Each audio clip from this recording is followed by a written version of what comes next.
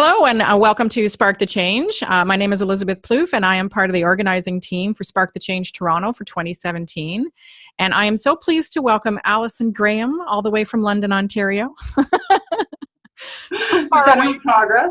What's that? The center of progress. Center of progress. So far away. I love it. Welcome, welcome, welcome. Thank you. We're very excited because the Resiliency Ninja is part of our program. Part of our, remember, we're recording this for video. No, that's good. It's out there. She's part of the speaker lineup. Oh, where did my thing go? For Spark the Change this year. And you are closing out day one. I am really looking forward to it. I've met the other speakers, so I'm looking as forward to hearing from them. Excuse me. As I'm looking forward to sharing. It's going to be a great day in 2 days. Going to be a great 2 days, and we're really excited. And so you are our after Nick and Rich person, which is awesome. And then we'll jump right in and just read the description of Allison's talk, and then I'm going to throw it to Allison to describe herself, because I've got your awesome story, but I think it's one that's worth you sharing out loud. It'll make a lot more sense than me just reading it. Sure. And how you've become a ninja, I tell you, we need to schedule another conversation because I think we could have a lot to talk about. So how to be a resiliency ninja. Stress, obstacles, and adversity are facts of life. It's as if we're all playing an invisible game of whack-a-mole behind our backs, swatting down one problem just in time for another to erupt. How do you bounce back and succeed no matter what challenges get thrown at you? In this highly relatable and entertaining presentation, now you've put the pressure on, just saying. Allison Graham will share her formula to become a resiliency ninja. And spoiler alert, we are giving away, as part of people coming to Spark the Change, a copy of your new book. Yay! Yay! Married my mom and birthed a dog, which we're going to have to chat about that. So it was very cool because on the speakers call that we had on Friday that you referenced, you talked about, which is so true, within the Agile and change community, we often talk about disruption and all that kind of stuff. But that's a controlled disruption. And what you talk about is the impact of disruption that's outside of your control. Right. So if you're on the receiving end in an organization of somebody coming in and saying, okay, we have to do this, this, this, you give them the tools to handle that. So talk a little bit about you and how you became a resiliency ninja, and then we'll jump into the other nitty gritty. Yeah, so it all began in what I call my decade of hell. And, it's a positive title. Absolutely. And I think so many of us are going through challenging times in our personal life. And yet we show up in business or at our jobs and we have to keep a smile on our face and pretend like nothing's happening. Yeah. And I was living for this long period of time, what sort of like this on-off existence. So I would be on when I was, doing media interviews or doing my client work and, speaking and consulting. Mm-hmm. And then I would go behind the scenes and I would collapse. Yeah. And there was such a judgment that came from that personally. And so from one type A to another, knuckle bump. Yep. Here we are. And so I was like, oh, come on, why are you on the couch? And here I have, severe neuropathic pain that I still have today, but I'm really done well at managing now. And I had 6 people in my life who were really important to me die within a very short period of time after my 5th surgery. And then there were these 8 random injuries, like breaks, and not only one of them was my fault. I was texting and walking in wet flip-flops. So I split my toe. It wasn't good. But everything else was random. What did we learn? Right. Do not text and walk in wet flip-flops. That's what we learned. Okay. That was it. And so there were things like I was doing this team building exercise with NASCARs and I couldn't lift the tire, and I'll tell this story actually at the event. And so that's going to be interesting. I'll save the story, but it was this feeling like that proverbial fan, and it's like it doesn't have a speed of gentle. Yeah, I called myself God's hacky sack for a little while. There you go. So, and I think we all go through times in our life like this, and we're rarely ever having the conversation. And so, we talk about disruption, and a lot of times you're right. It's about, how do we want to disrupt? How do we want to change? What do we want to accomplish and see, and all of that? And then there are these other times when you're like, wow, where did that come from? Yeah. And how am I going to keep going on my path and succeeding? And especially, like me as a pain patient, I've really made it a very, been very focused on not allowing that to become my identity. Yes, because it can become your story. And go ahead. Sorry, I'll bring up the workshop later, but I so identify with what you're saying. Yes, 100%. Well, and the thing is, and then we become a victim. Yep. And I believe in our lives, there is, as things come at us, as challenges happen, that we have a choice. So there are moments, and for me, there were like moments along the path when I could either say, hey, yes, I'm going to allow this, and I'm going to go down and be a victim. Right. Go to victimhood and live there and, be comfortable in my sorrows, give up on my dreams. Which people have done. Right. And a lot of people do it. Or I'll become what I called a resiliency ninja. And my hope is that by the time we're all leaving the audience or the conference on day one, everybody's going to be fa-chaiing. Okay. So your ending music, your exit music could be, and everybody was kung fu fighting. Okay. Well, and there's that other song, the ninja song, My Inner Ninja. No. Yeah, it's great. That's actually a really good theme song. Although I find it harder to dance to, but we'll find it for the conference. We can hook you up because last year we used the 20th Century Fox dun, da, da, da, da, da, da, da, to let people know that they had to come back into the conference and stuff. So we are really open to musical suggestion. Okay. Well, I will find the song and send it your way. Done. Yeah. So it all went through that. And then I think I got to a point, and people say, okay, well, when did your decade of hell end? And I'm like, well, that's an ambiguous to the fact that it might have ended. You're implying that it's over. Right. And because we still go through things. So every day I have to manage the self-doubt. I have to manage the internal messenger of bullshit that I will definitely. Monkey brain. Yeah. Managing the pain and not allowing that. And then the ups and downs of running a business as well. Yeah. And so I practice all the tools, and, sometimes the joke around the house is, and so what would a resiliency ninja do? And you just want to punch him in the face. That's right. So anyhow, I don't do that. It's just a suggestion. No, I would not. And it's my mom, don't forget, right? Yeah, don't punch your mother. What's that? I said, don't punch your mother. No, I wouldn't dare. She's a saint. Yeah.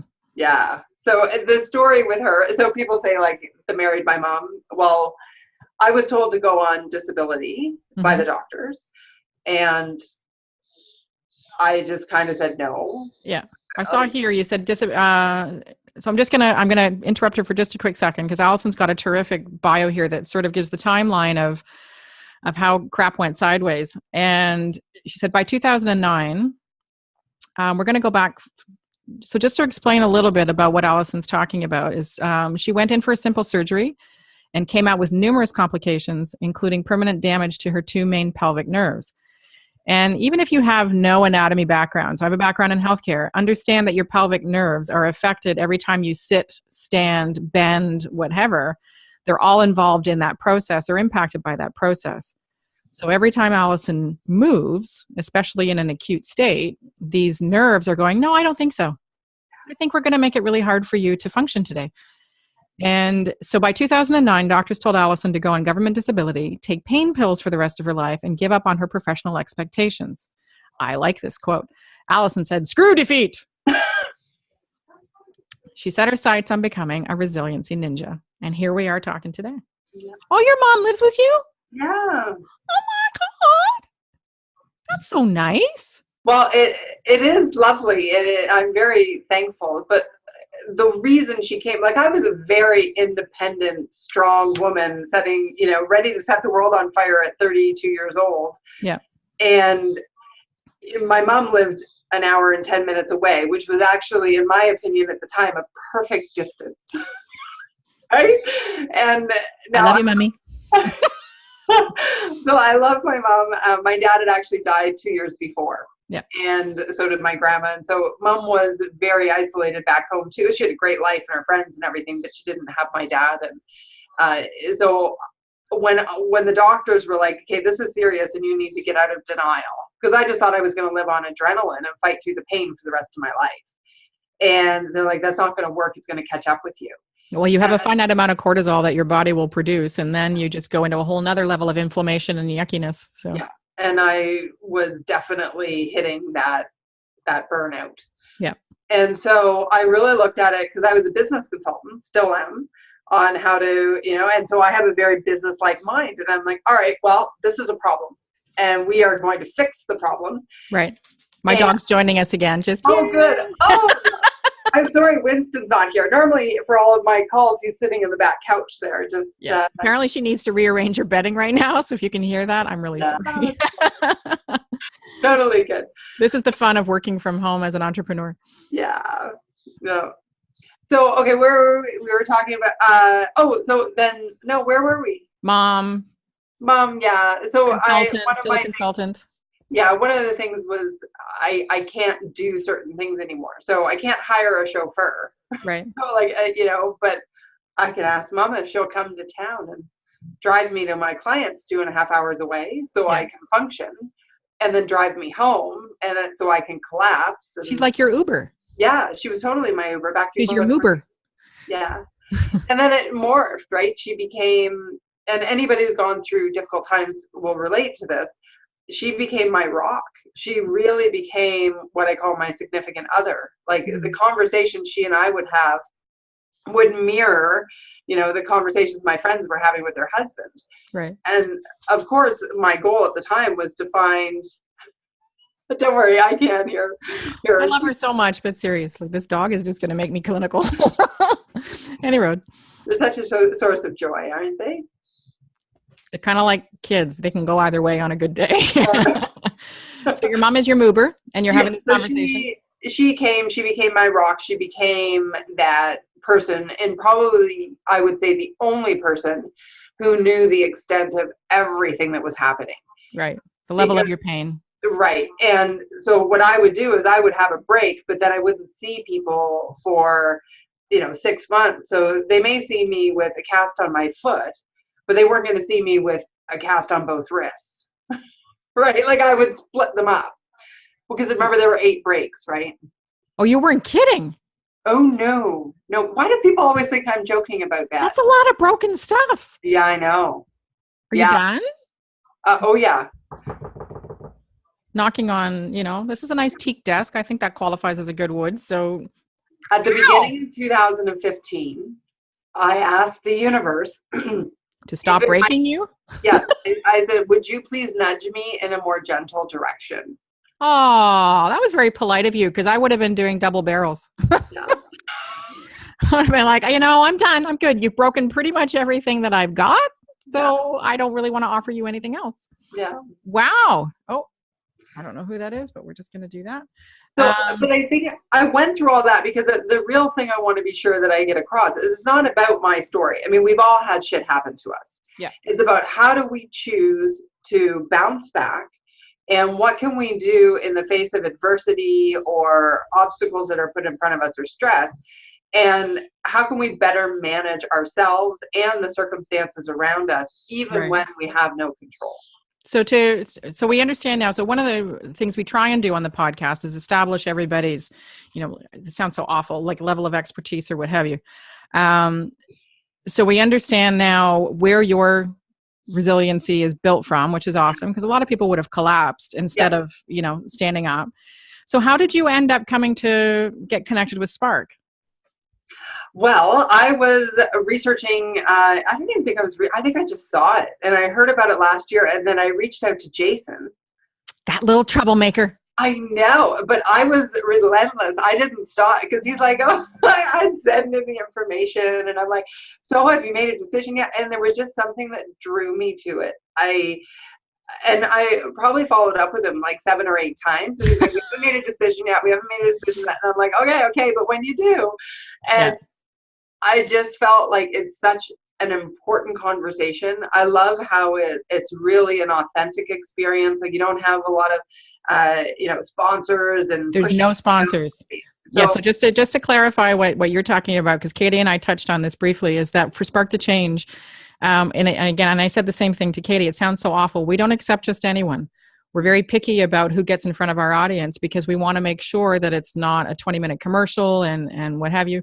And we've been extremely fortunate to have such a high caliber of speakers so far that the reputation of Spark is set on that. Yeah. So just to let everybody know, Jason doesn't ignore people, but that's why it took 7-8 times, because we have to let everybody apply.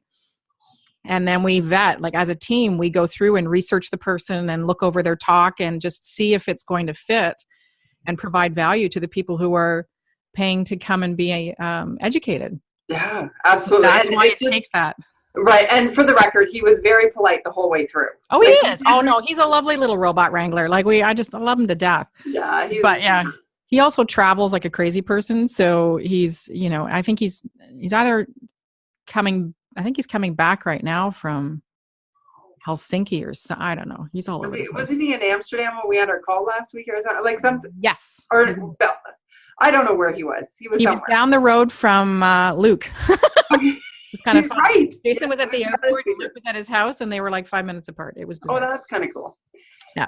So that's very cool. So one of the things on the speakers call that you started talking about was people recognizing the continuum challenge, or the challenge continuum, and what you help them do through the Resiliency Ninja program, is that the right phraseology? Yeah. Sure. Is help them step into their full potential and overcome the self-doubt and the judgment. And, we all go through imposter syndrome and all of those things. And it's whether you allow those, the monkey brain time to prevent you from reaching your goals, or whether you recognize it for what it is and fill your toolbox with the things that you need to go, okay, it's okay that that's happening. It's okay that monkey brain is telling me I'm whatever. That's going to pass. And I'm going to keep moving forward anyway. Exactly. And, it's a skill that takes some time to learn, I think. And you mentioned the continuum of challenges. And I think this is so vital, because I'll start when we talk about the Resiliency Ninja formula, talking about this. And it's so important. So your stress, your obstacles, and your adversity are 3 different buckets of challenge. Absolutely. And most of the time when we talk about stress, we do stress tests, we do all this kind of stuff. We bucket it all together. Yeah. As if we can deal with them all the same way. And so I used to be like that. I just treated everything was like stress. Well, no, grief and somebody who you care about dying is an adversity. It's never going back to the way it was before. No. And so I think that is one of the elements of this talk and this whole program for Resiliency Ninja that is resonating so well with people, because they're like, oh, I get it. That's why when I do this over here, it doesn't work over there. Yeah. Well, it also here's an interesting thing, because my dad died when I was 20, and I was in my first year of my first time going to college, which I've now gone to college 3 times. I apparently just need to go there a lot. And I remember saying to my mom shortly after, probably about 2 months after he passed away, seriously, Brandy, go. She's trying to take off. She just keeps flapping. But saying to her, like, I'm having a really hard time, one, handling other people, because they would have these little petty whatevers. And I'd be like, really, you need some perspective. Mm-hmm. And I was not shy about voicing it that way. And she was terrific. And one of the best things that anybody said to me, 2 things that people said to me, I was so sick and tired of hearing I'm sorry, because that statement is more about how you feel than about how I feel. Well, and I just said it. That's what our culture says. Yeah, I'm sorry. And my friend Tammy's mom said to me, you know what? That just sucks. Yes. And such a release. I said, thank you so much for saying that, because that's exactly it. It just sucks. And then my mom said to me, well, of course you're having a hard time. I think you need to really understand what's happened here, because there's that whole processing time, right? Of truly understanding the finality of the situation. And then I was an executor at 20, didn't know we were executors, all these, because it was very unexpected, and all these other complicating factors. going to school at the time. I was in an all-female residence. Don't ever do that. That's a lot of estrogen. And I think at that age, you don't have those tools. And if you don't make an effort to learn those tools throughout your life, you can have these things which are going to happen to you. I can't think of one person in my life who's never had a coconut thrown at them with no warning. It's going to derail you. It's going to mess things up and allow you to get off track. So you sharing your story is so important because you're going to give that aha moment, that tool to somebody to say, oh, it's okay I'm feeling the way I'm feeling, and here's what I can do when I'm feeling that way. You know, it's interesting. I love the phrase you said where your friend Tammy's like just said, that sucks. Yeah, it was perfect. And, you know, the subtitle of this is how to be resilient when life sucks. Oh, that worked. I don't know if you knew that. I didn't. We've got about 2 minutes left. So do we? So, yeah. Because I think, though, that's part of an important conversation because, you know what, sometimes just that sucks. Yeah. And that's the reality we're living with. And so how do we move forward with it? Yeah. And so to tie that into the whole agile change thing, which is not as remote as people might think, is that when somebody's coming into your organization and you've set things up a certain way, half the team might be very open to the changes that are being suggested, and others might just be completely knocked out of their comfort zone. And that then sets up a whole other series of blocks about accepting what's being said to you or learning from it or what have you. And if they're not given the tools before the change, then getting the buy-in to the change that you need as an organization and as a person, an agile or change management person going in and making those suggestions, you've just tripled your anxiety factor on getting people on board. Absolutely. So taking your tools and helping people to understand, look, yes, this is going to be disruptive. Here's how to manage those feelings. Here's who to talk to. This is why we're doing the stand-up coffees. This is why we're doing the check-ins with, the Kanban. And this is why we're doing these things, is to give you those tools to manage those feelings of and get on with what you need to do. And go. Very cool. I'm very excited about this. I love those kinds of talks where you're like, you get inspired and educated at the same time. I love that. Well, that's my hope. So I'm looking forward to being part of it and seeing everybody there. What's high expectations? It's 2 weeks today. Oh my goodness. You will be like 12 hours past done or something at this point in 3 weeks. Wow. I know. How cool is that? Pretty awesome. Pretty awesome. So we are, this is somebody, I will call you back. So we are at, it's 2017.sparkthechange.ca if you'd like to check out the entire program. It's also where you go to register. On our speakers page, you can meet our speakers, and I'm looking at 2 screens, so that's why I'm doing that. Sorry. Meet our speakers and see who's coming up and read a little quick snippet of their bio. We're on Twitter at SparkConf, CONFTO. And then you can learn more about Allison at elevatebiz.com, which is very cool. You've got a lot of great videos to show you in action and talk about your book. And for the love of God, dog. And you also have an event coming up the next day on June 13th, back out in London, the Canadian Club of London. Yes, I'm excited to speak there too, because I used to be on the board of the Canadian Club before all this happened. And now they've invited me to be their last speaker for the year. So, and is this a new book as well, the Business Cards to Business Relationships? That actually is my former book. So I need that. Yeah, this one is all about how to network and how to build influence and get to the right tables. And okay, so how do I get that? That one is available on Amazon. Wiley published that, so you can get that through any book retailer. It's available. It's called From Business Cards to Business Relationships. Well, I have a women in business networking group called Ballsy, and I'm leading a workshop tonight with Pam Mulhall, who's a focal point coach, on networking. And wonderful. My focus is on, people undervalue their online presence for networking and what they should be doing, using social media appropriately and whatever to build their network.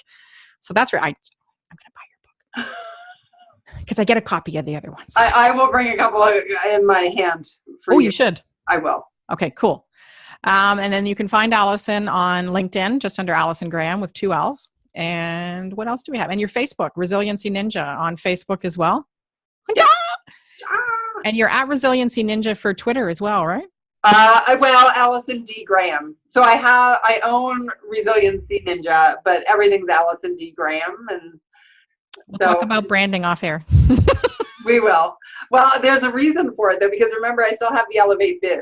So Elevate Biz, Elevate Your Life is the Resiliency Ninja. Right. Double Your Business is Elevate Biz. So I'm doing both streams because I still have all my business and corporate clients. We'll talk. It's okay. We'll figure it out. It's all good. So thank you so much for joining me. You have been your speaker number 3 today, which has been awesome. So with Spark the Change, we have speakers coming in from Washington, from London, Ontario, from Belgium, from, I think Paul's coming in from Boulder, Colorado. Boulder, Colorado. And I've had coffee today. You think this shouldn't be happening. So we've got a really diverse and international group that's coming in to meet in Toronto and gather at the ROM and play with the dinosaurs and spark change and all that great stuff. So any final wise words? What's something that somebody could do today to be a resiliency ninja? Put you on the spot.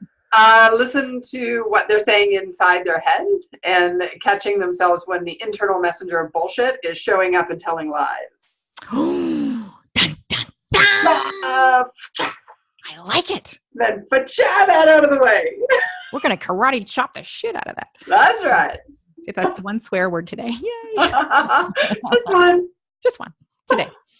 So thank you so much for joining me, Allison. I really appreciate it. And like I say, guys, 3 weeks today, you'll be able to come to Spark the Change and meet Allison on Monday anyway. And she's zipping off Monday night to go and inspire some more people in London, which is awesome. And you get to meet the whole team. So thank you very much. Awesome. Thank you. We'll talk soon. Bye, everybody.